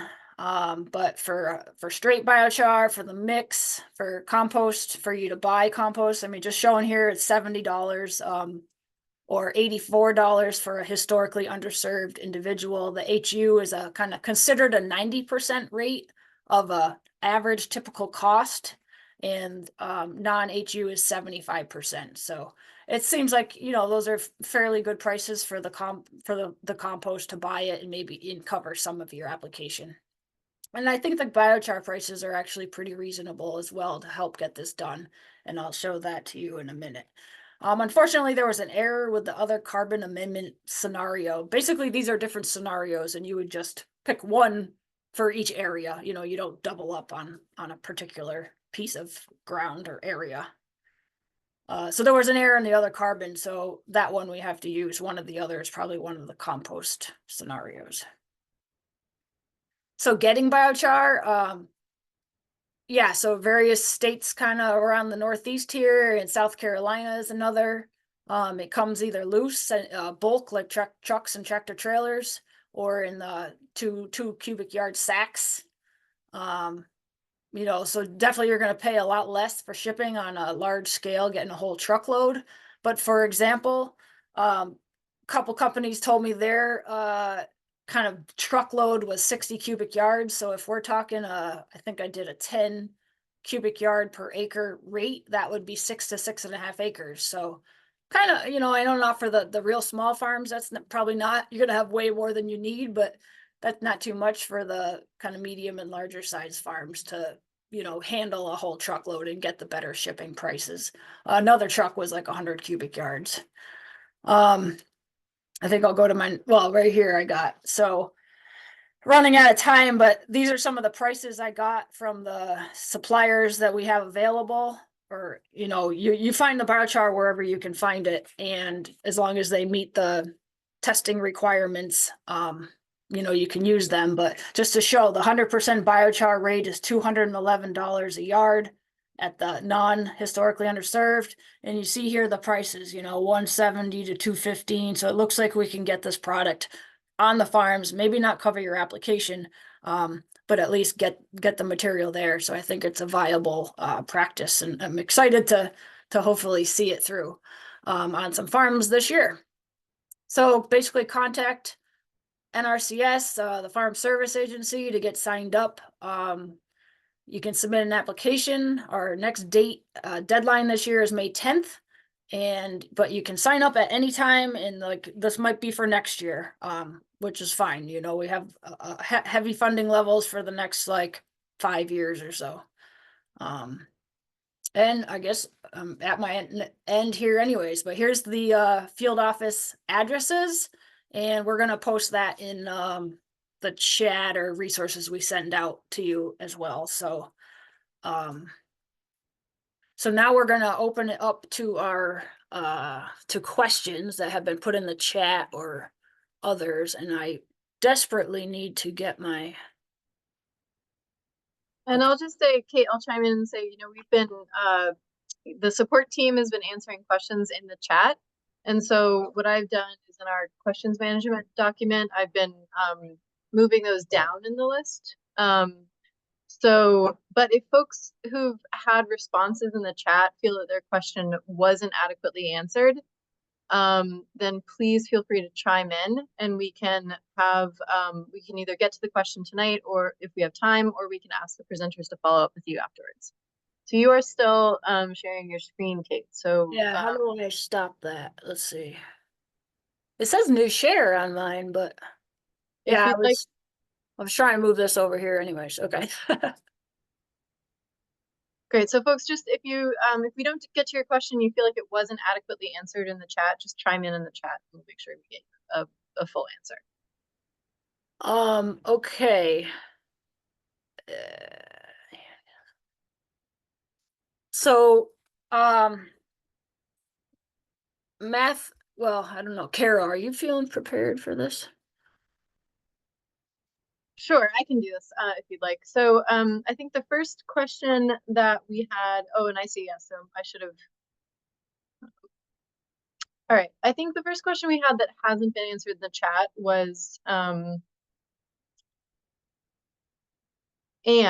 you were asking if it's hard that you were saying it's hard to find a high quality non-manure based compost, and you'd love suggestions for especially the Springfield area. Does anyone local have a good recommendation for a high quality non-manure based compost in Western Massachusetts, especially around Springfield? And I realize this is a larger regional meeting.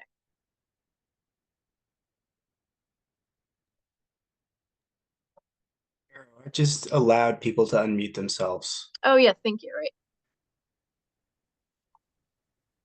So we'll open this up to the group. If any of our panelists, any of the attendees want to recommend a compost company. And I've been doing an inventory of compost available just to have a feeling for where people can buy it. So I can always follow up with Anne on that. I don't have it off the top of my head. So I could look at the analyses that I have. I've gotten a good leaf-based compost from Casella Organics in the past. It comes in a like 50-yard truck. Thanks, Jeremy. All right, another question that was maybe partially answered in the chat, but possibly not fully. Does anyone know if Jones disease can contaminate land with manure-based products?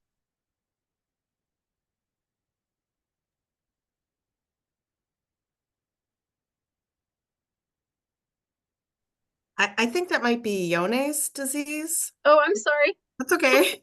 Ione's disease? It's first time hearing of it. Does anyone know the answer to that question?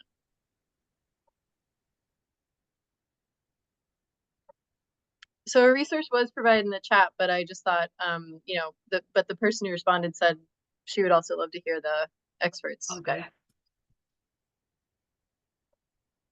Yeah, we could get back. Sounds like we can go back to you on that. I'm sorry, I do not know. Yeah. All right, now we're going into a little bit more of biochar questions. And this was partially answered, but you know, maybe not completely. How stable does the science say that biochar is? Sorry, I wanted to, yeah, I will get to that. I would just put something in the chat that there are some, I'd say, non-manure based compost producers on the border with Mass, but they are New York state producers. So I'm not sure if that's too far for that grower as well, but there are some in very eastern New York, basically on the border. So I can share some of those as well with Kate to follow up. So the question around biochar stability, basically. Mm-hmm. Yeah, so it's a really good question. It's an important one. Obviously there is some variability between these feedstocks, as I showed, but overall biochar, every study, I mean, it degrades on hundreds to thousands of year timescales. That's really the motivation, or the like biochar. I didn't present this slide, but biochar is a modern take on a very ancient practice. So it came about because of the Terra Preta de Indico soils, largely, well, in the Amazon, in Brazil, but they're examples of these soils that have been, of, let's say, depleted soils that have been, have greater productivity, greater soil health in many other parts of the world, like West Africa. There's examples in Europe, the US Midwest, because of historic prairie fires. There's actually large amounts of stable carbon in the Great Plains of the US, which has contributed to a lot of productive soils in that part of our country. So stability, I would say, is it's on that hundreds of thousands of year timescales for sure. And it's really driving a lot of the momentum behind biochar being a dominant player in the carbon credit marketplace right now. I will just point to one thing that's really been coming out of Europe, and there's been some talk of this idea of inertinite. But I would say that if you've heard of that, it's only come from one study, and they I would question it, basically. It's only been one study and it's really doesn't have the stability of something like inertinite, but the stability is longer term and that hundreds of thousands of years. That's really helpful. There was another question. Oh, William, did you want to come off mute and respond directly? We have time. Thanks. Sure. Yeah, I just wanted to ask about that more specifically. So thank you, Debbie, for answering it. I'm just kind of gun shy after the reversal that it seems like soil science has made in the last 10 or 15 years around how stable humus is. And the graph that you would put up there, Whitman in 2010, like there were still soil textbooks out there talking about humus lasting for centuries or millennia. So I was like, how much of that hype kind of like carried into biochar, and it sounds like it is more stable than we ever thought humus was. So thank you. Yeah, that's a great point, William, as well. And kind of I would say the soil science field has almost shifted away from the idea of humus as well, and thinking about organic matter as kind of minerally associated organic matter and particular associated organic matter. So basically, the science has evolved, of course, and as we have more knowledge, more technical capabilities, our understanding of these materials does change, but the evidence and the foundation for biochar does come from these very stable fixed carbon materials. So I think there's pretty solid scientific evidence of its stability. I have two more specific questions. If we can just get to a couple more biochar questions from the chat, and then we'll circle back to you if we have time. Is that all right, William? So I just wanted to make sure we got some of these questions that were in the chat. Richard asked what the research says about I can't say that word right now. Carcinogeity? No, can't do it. Of biochar. I'm so sorry. I'm really tired today. The high degree of variability in the pyrolysis products is potentially worrying. You know what I mean? The carcinogenity. Thank you. Don't worry, I slur my words all the time. I will admit I have not stayed up to date on, the human health impacts around it. I've only seen benefits on the human health side of things from actually small scale production kilns in the developing world, and actually reducing the negative emissions coming from just the burning of woody materials or other feedstocks in closed environments by small scale producers, in terms of improvements in respiratory health by utilizing kilns that are designed for biochar production instead of just burning. But in terms, I have not seen anything that in terms of biochar being a carcinogen. And actually, I didn't mention in my talk, but there's a lot of work happening right now on actually the benefits of biochar for absorption and removal of PFAS compounds from biochar, from sewage sludge. There's a lot of interest from the wastewater treatment sector on utilizing biochar to help eliminate PFAS compounds, and also in the actual pyrolysis process of removing PFAS as well. So that's all I can say in that area. I'm not a human health expert. And if anyone else wants to jump in, please feel free. It looks like Richard has a follow-up. Hi, Richard. Hi. I would say at the very, very least, if you're applying it yourself, you should wear a really, really good respiratory mask. This stuff is the equivalent of, smoke from a cigarette in terms of the kinds of the variability of organic products that are in there. A lot of benzene-like products in the production. I have no idea whether it's carcinogenic or not, but the chemical structure you showed scared me a little bit. Thanks. Oh, that was just I will say that was just an arbitrary example to highlight the point of the fused aromatic carbon. So please do not hold that as a perfect chemical equation. But I will agree with you in terms of, you know, wearing a particle mask.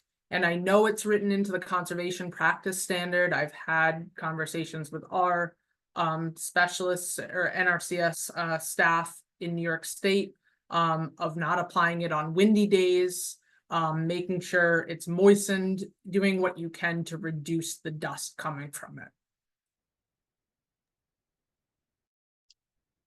Diego wanted to know, how will NRCS account for removal rates on very small diversified farms? So, for example, crop blocks that are that are a tenth of an acre or less. Well, fortunately, I saw the question ahead of time, so I developed a compost rate calculator that is actually posted publicly in our field office tech guide, and I've got handy like pounds per acre to pounds per 100 square feet conversion. So I think that will help accommodate, you know, those kind of calculations. So as long as we have a square foot of the beds, I think in pounds per acre, so we could do the conversion. And then you had a record keeping question, right, Carol? Yeah, it was partially resolved in the chat, but if you want Okay. to say anything about that, I mean, I think it's really helpful for farmers to understand up ahead of time what kind of records they're going to be expected to, so if you're comfortable fielding it.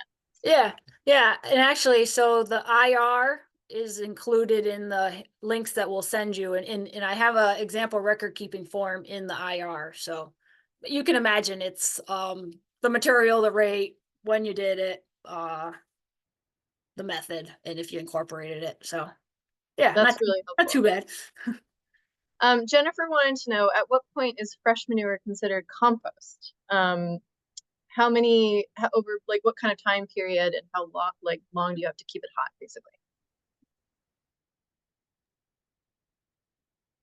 So I don't have like specific numbers in front of me, but it's quite variable depending on the time of year and how wet it is, how, you know, what kind of stuff you're putting in there. So there are specific guidelines for how hot you need to get it and for how long to kill pathogens. And then on that sort of side of things, and then it's going to stop being warm once you get it up to that temperature to kill pathogens. Then it's kind of more like in the same way that how do you know when something's like dry is when it stops losing water when you eat it or whatever.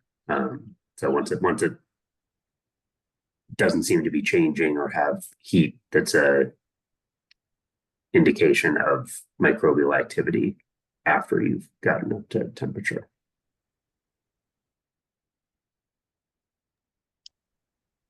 So Jeremy had a question in the chat that was partially answered, but I think he was answered sort of as if you were a farmer, but I think, Jeremy, you might be also coming from your perspective as an implementation specialist. So your question is really regarding for planning criteria to establish a resource concern to plan 336, how low is low organic matter? Can you just talk a little bit more about how that's established?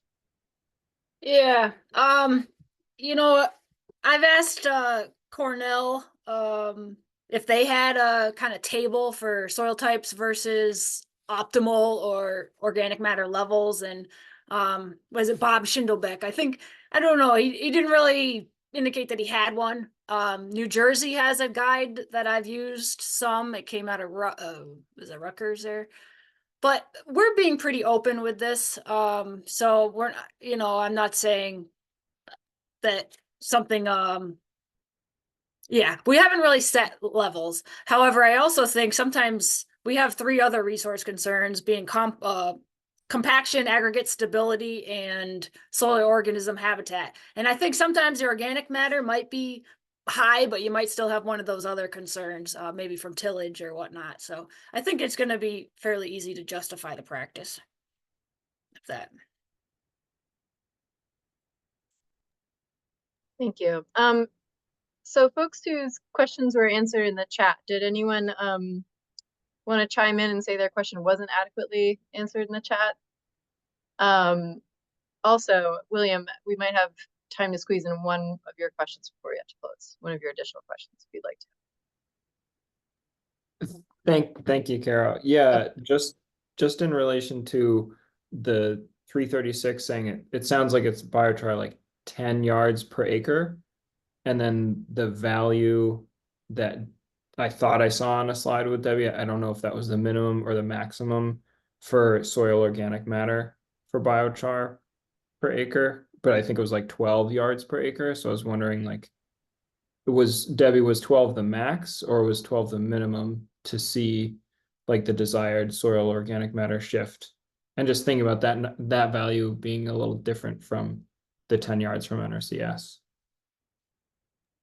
I think I'm gonna let an NRCS person step in there. I'm not exactly sure. And it may have been just, once again, I was kind of showing a hypothetical example there, but obviously the pricing and the rates vary state to state.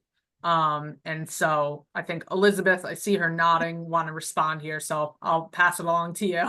Yeah. I noticed that slide, Debbie. And what I would say is just to contact your local NRCS office, because things are slightly different in different states. So it's going to depend, for a local situation. But William, you might also been asking like what the recommended rate is to increase organic matter? Yeah, with that slide, I couldn't tell. Like it had said 4 yards per acre would be the minimum to improve microbial habitat. And then it was 12 yards per acre for soil organic matter levels. But it didn't say like 12 yards per acre is the minimum you need, kind of like same language as the 4 yards for microbes, or was that saying the maximum, like do not put more than 12 yards on per acre? Like where in the range was that slide suggesting 12 yards sits? Gotcha. Now I understand what you're asking, William. Sorry about that. Those, what we put there, the 1 ton per acre, 4 cubic yards, and the 3 tons per acre for 12 cubic yards for improved soil organic matter levels. This was the consensus by a number of folks working in the biochar field of the minimum application rate for an effective improvement. So if you're really looking to provide an improvement from a microbe perspective, that 1 or the 4 cubic yards per acre and the 12 cubic yards was kind of the lowest effective rate for improving soil organic matter. But we'll say, obviously, depends on your soil type, depends on your cropping system, depends on your other management practices. So those were kind of broad scale based on kind of expert consensus and what we've seen in the scientific literature as really safe application rates. That would be a minimum. Hopefully that clarifies things, but obviously I do want to emphasize you need to think about your situation specifically and what kind of percent organic matter improvements you're looking for. Thank you. On that note, we are out of time. We have a quick poll. If you would be so kind to fill it out, Diego, can you deploy the poll? And while you're filling that out, we put a bunch of notes or resources in the chat, including the implementation requirement and conservation practice standard for 336 for you to read, and some ways to get updates from AFT New England and to join the state technical soil subcommittee and some other good stuff. And Kate, anything you want to say to folks? Well, I just thank you for everyone that joined us tonight and your interest in the practice and your interest in improving soil carbon. And thanks again to our presenters, all of you, and the organizers and the people helping out in the chat. So yeah, I really enjoyed it and hope you did as well. And we'll continue the call and continue the conversation in the future. And please contact your NRCS office. And I know where Debbie is, so I'll get the additional questions as we work with you, each of you, on your plans. So thank you. Really appreciate the wealth of knowledge on our panelist team here. Amazing. Thank you all so much for coming and to our panelists. Thanks, everyone. Have a good evening. All right. Thank you. You too. Good night. Thanks, everybody. Thank you, Olivia. Great job. Thanks, Elizabeth. You guys are soil health heroes. We're trying. Thank you, Carol, for helping out with that. Sorry. Oh no, I realized I when I was moving the questions around, I actually got them a little disorganized, so it was probably really confusing. I was like, oh, I had kind of been reviewing it, but I'm actually gonna stop the recording now.